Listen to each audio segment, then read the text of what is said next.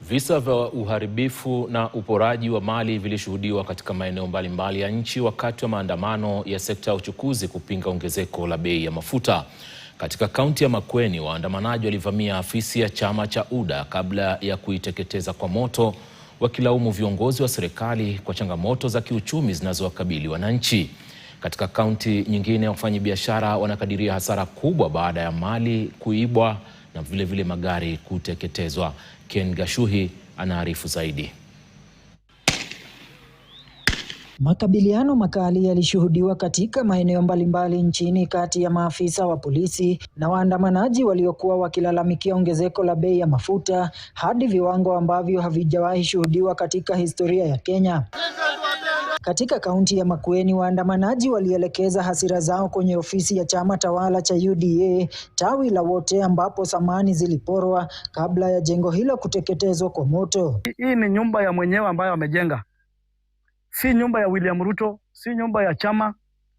Kwa hivyo mimi nataka niwaambie wale ambao wanafanya tabia hizi, tunataka tuwaeleze, please, tuulize haki zetu kwa njia inayostahili.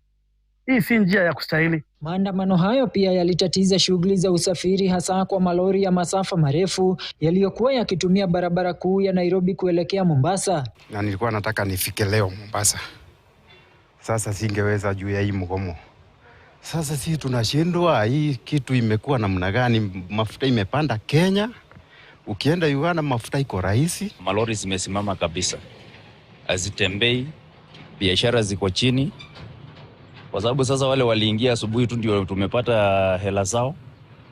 Mpaka wakati mgomo itaisha ndio sasa tutakuwa na wageni wengine, kwa sababu zote zimesimama. Hali kama hiyo ilishuhudiwa pia Kitengela, ambapo baadhi ya waandamanaji walionekana kuwapora wasafiri kabla ya kuvamia maduka kadhaa. Wamefunja vioo, wameingia ndani, wameiba machakula. Saidi moja hii inakuanga tumeweka ni pombe, saa hii hata hakuna yenye imebaki, imeibiwa yote. Generator zimeibiwa kwa duka, pressure washer, computers zote zimeenda na vitu zingine ambazo ni mingi zenye hata nikitaja siwezi maliza zote sasa hivi. Katika kaunti ya Nakuru, maandamano yaliyoanza kwa amani baadaye yaligeuka kuwa ya vurugu na uharibifu wa mali. Mjini Naivasha, waandamanaji waliteketeza lori la mwanakandarasi anayehusika katika ujenzi wa barabara ya kutoka Rironi kuelekea Mau Summit. Baadaye waandamanaji hao walivamia duka la Hetias na kupora mali ya dhamani ya mamilioni ya fedha, huku mwandamanaji mmoja akijeruhiwa kwa risasi iliyodaiwa kufiatuliwa na maafisa wa polisi. Pia mjini Nyeri, duka jingine la Hetias lilivamiwa na mali ya dhamani isiyojulikana kuibwa. Maswali sasa yakiibuka iwapo waliohusika katika vitendo hivyo walikuwa waandamanaji halali au wahalifu waliotumia maandamano hayo kama fursa ya kufanya uhalifu. Ken Gashuhi, KTN. Kwingineko, siku ya kwanza